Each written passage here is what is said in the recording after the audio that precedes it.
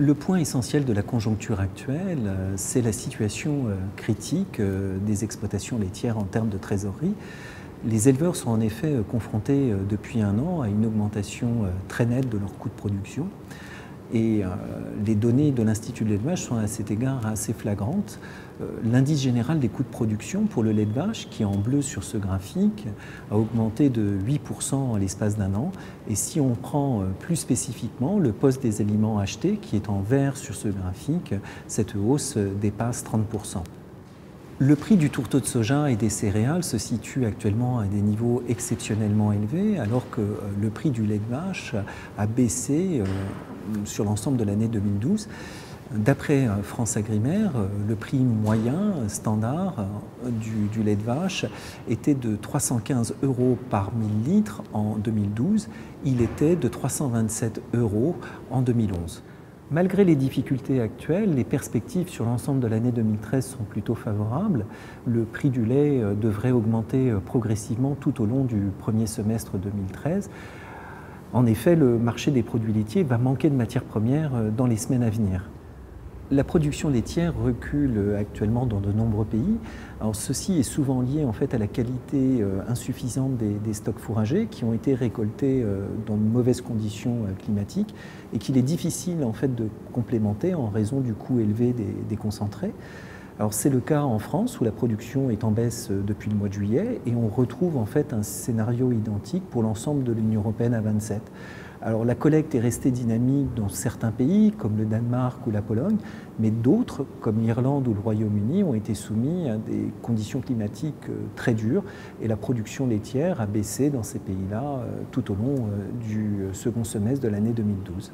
La production laitière tend également à diminuer ou à se stabiliser en dehors de l'Europe.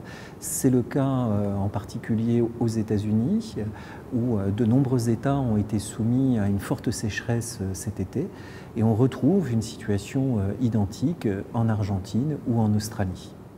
En définitive, le seul pays actif sur le marché mondial des produits laitiers qui ait maintenu, voire augmenté sa production laitière, c'est la Nouvelle-Zélande. Elle a augmenté sa production de 8% sur les 11 premiers mois de l'année 2012, après l'avoir augmenté de 10% en 2011. La production laitière néo-zélandaise est certes très dynamique, mais elle est aussi fortement saisonnière.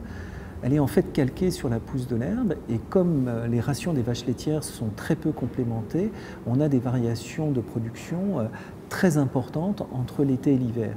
Il existe en fait un rapport de 1 à 20 entre le creux et le pic de collecte.